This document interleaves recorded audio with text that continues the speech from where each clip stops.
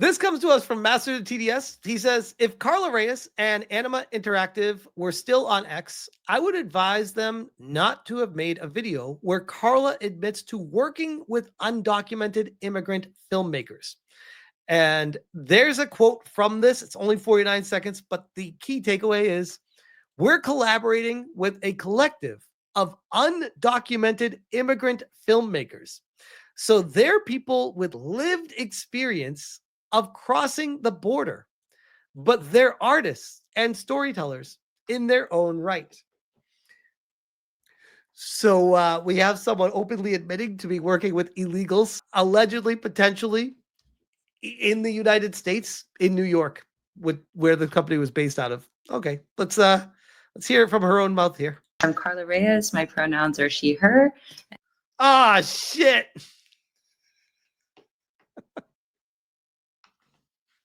Imagine, by the way, imagine starting any conversation or panel or discussion or any of these things with that every single time.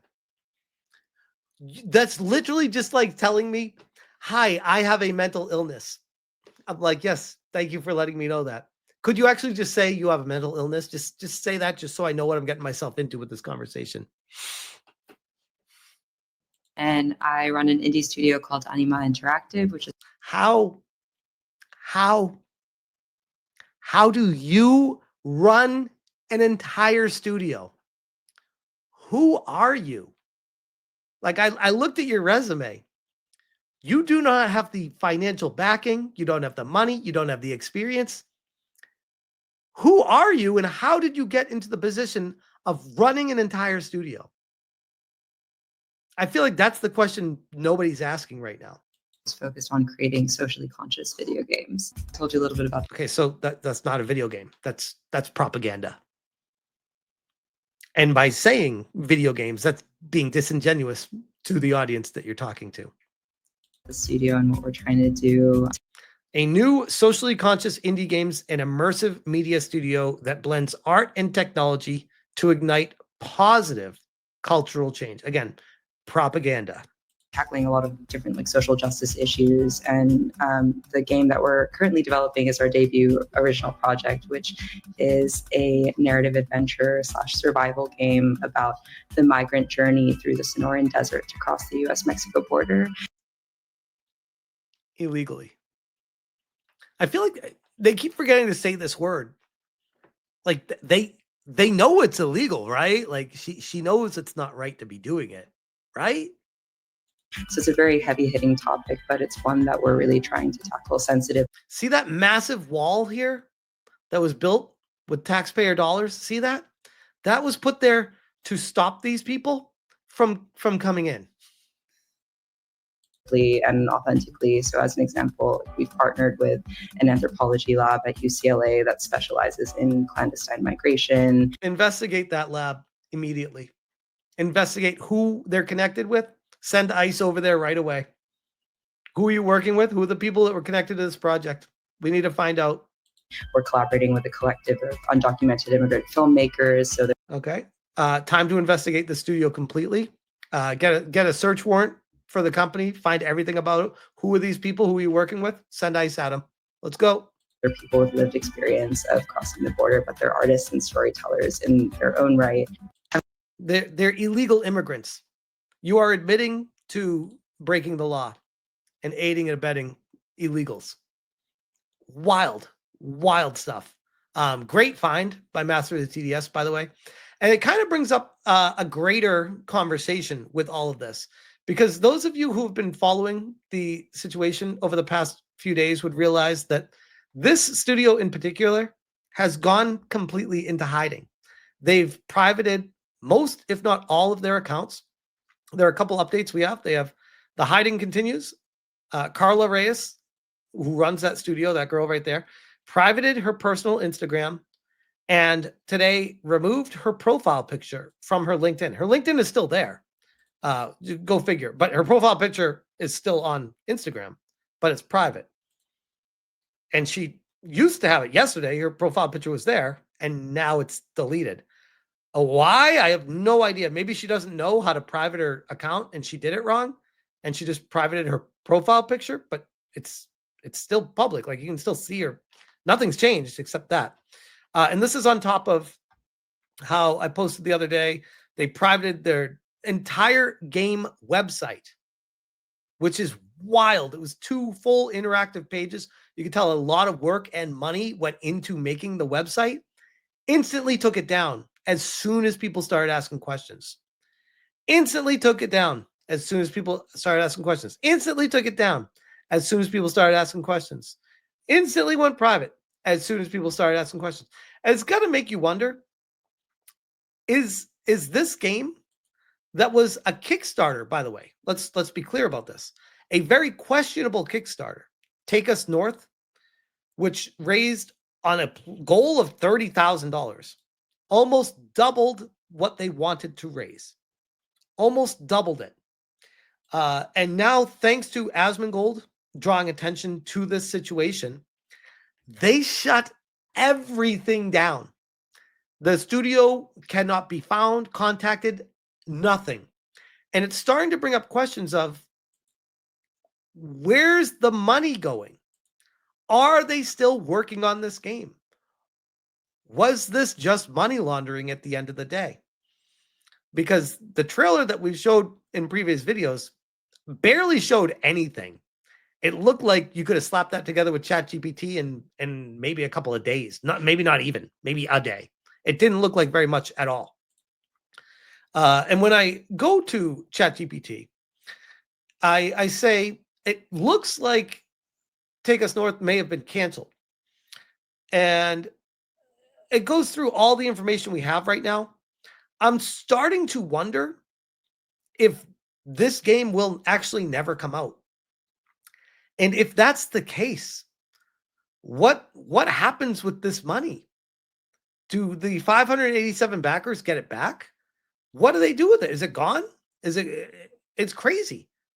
The amount of money, which I have not even gone through this entire Kickstarter before, but this company is all but up and gone, vanished like a fart in the wind. They're gone. All the money they took from people, don't even know what happened with it. Can't find it. Out of state, out of mind. Nothing to see here. And on top of that, the questions are coming from a lot of different angles. The connections to Sweet Baby Inc., Wings Interactive, the UN, the World Economic Forum.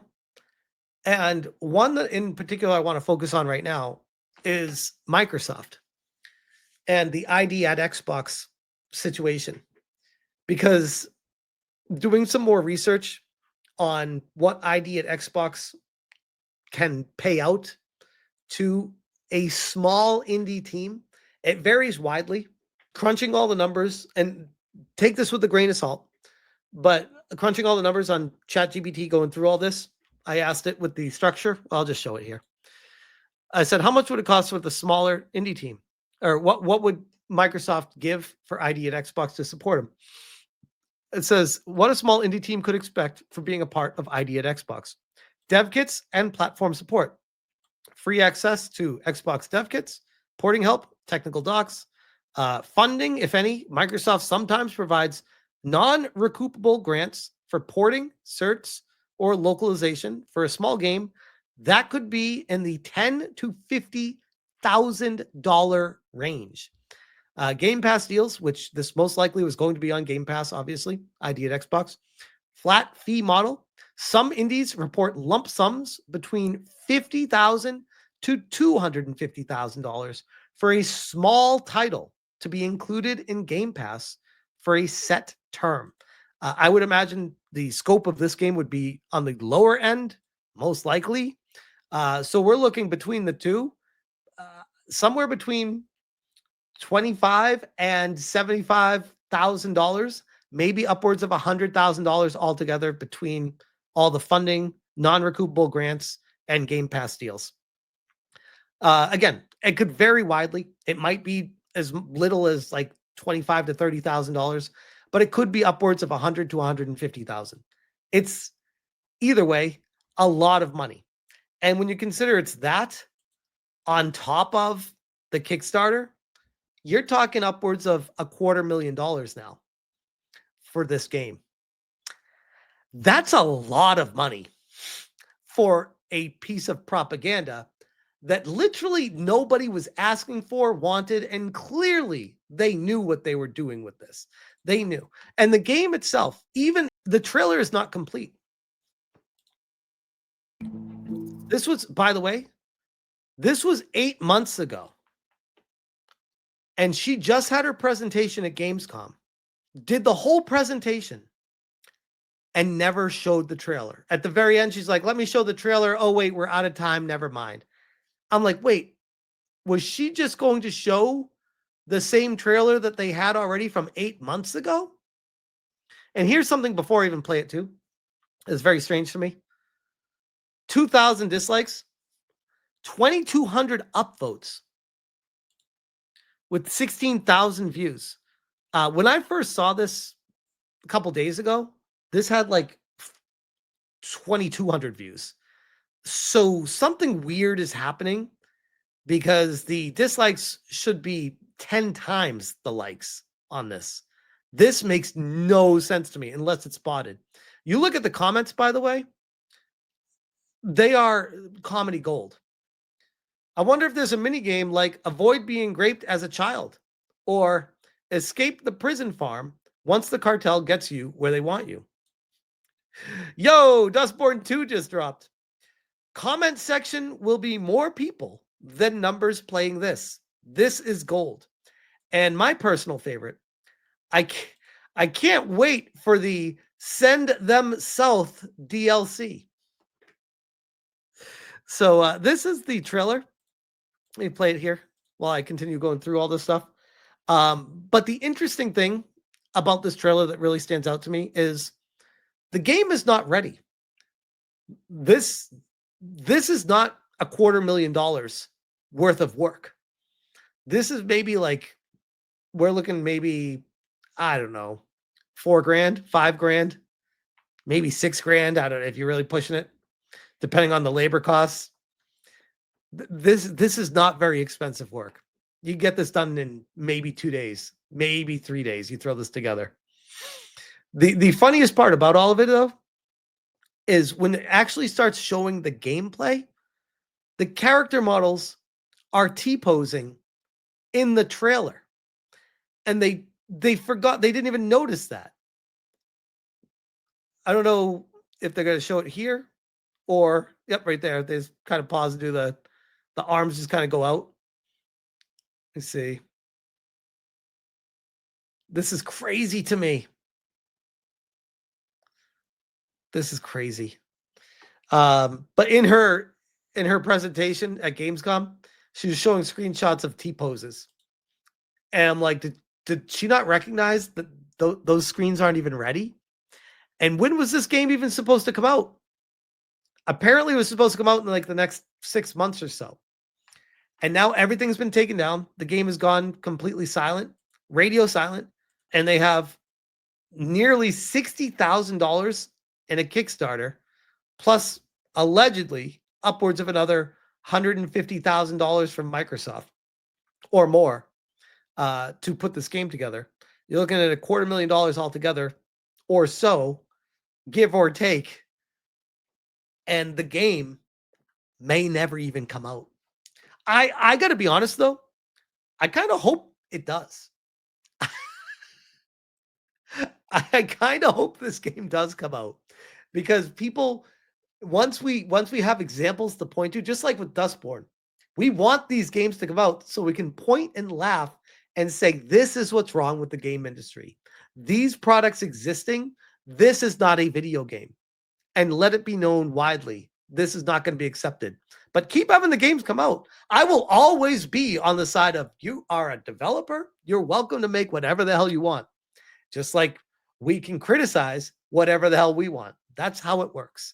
People take it the wrong way, but at the end of the day, that's what it is. But yeah, as far as Take Us North is concerned, don't be holding your breath for this one, guys, because while they have not officially announced the cancellation yet, I wouldn't be surprised if it just kind of silently disappears, never to see the light of day.